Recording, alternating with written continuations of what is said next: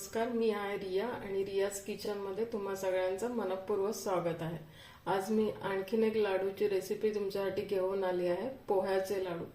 एकदम खूप कमी पदार्थात हे लाडू बनवून पटकन तयार होतात। तर आपण त्यासाठी काय काय साहित्य लागणार आहे ते बघून घेऊ। तर त्यासाठी मी इथे 1 वाटी पोहे घेतलेले आहेत। हे गावठी ब्राउन पोहे आहेत, तुमच्याकडे नसेल तर तुम्ही साधे घेतले तरी चालेल।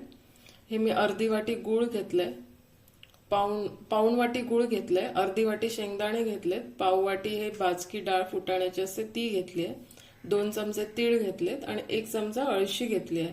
ह्याच्यातले अळशी तुमच्याकडे नसेल किंवा तुम्हाला आवडत नसेल तर तुम्ही स्किप केली तरी चालेल। सध्या थंडीचा सीझन आहे, त्यामध्ये अळशी घातलेली चांगली असते, म्हणून मी एक चमचा अळशी घेतलेली आहे। इथे मी कढई एक तापत ठेवली आहे। प्रथम आपण त्याच्यात हे 1 वाटी पोहे आहेत ते भाजून घेऊया।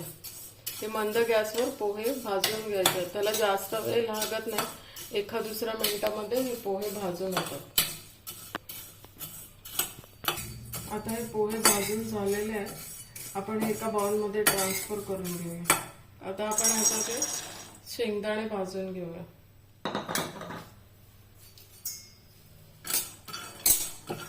हे पण मंद गॅसवर खरपूस असे भाजून घ्यायचे।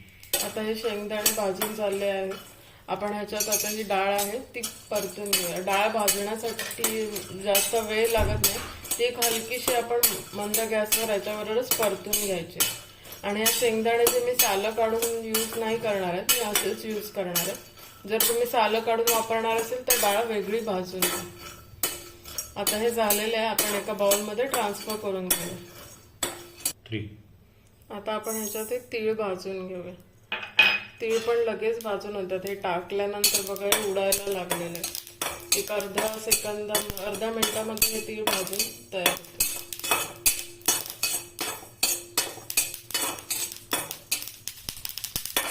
आता हे तीळ भाजून झालेले आहेत, हे पण आपण दुसऱ्या बाउल मध्ये काढून घेऊया। आता आपण ह्याच्यात 1 चमचा अळशी आहे ती परतून घेऊया। ती पण भाजायला जास्त वेळ लागत नाही, हे पण 1 अर्ध्या मिनिटामध्ये परतून होते।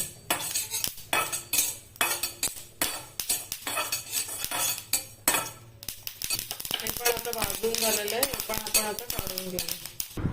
आता हे मिश्रण आपण थंड करायला ठेवूया आणि थंड झालं की पहिल्यांदा हे आपण शेंगदाणे आणि हे मिक्सरला लावून घेऊया आणि नंतर मग त्याच्यात पोहे आणि गूळ लावून मिक्सरला फिरवून घेऊया। आता हे शेंगदाणे आणि थंड झालेले आहेत, आपण हे मिक्सरला फिरवून घेऊ। आता आपण ह्याच्यात हे भाजलेले पोहे आहेत ते घालून ते पण एकदा फिरवून घेऊया आणि हा गूळ घालूया। थोडं थोडं आपण मिक्सरला लावून घेऊया।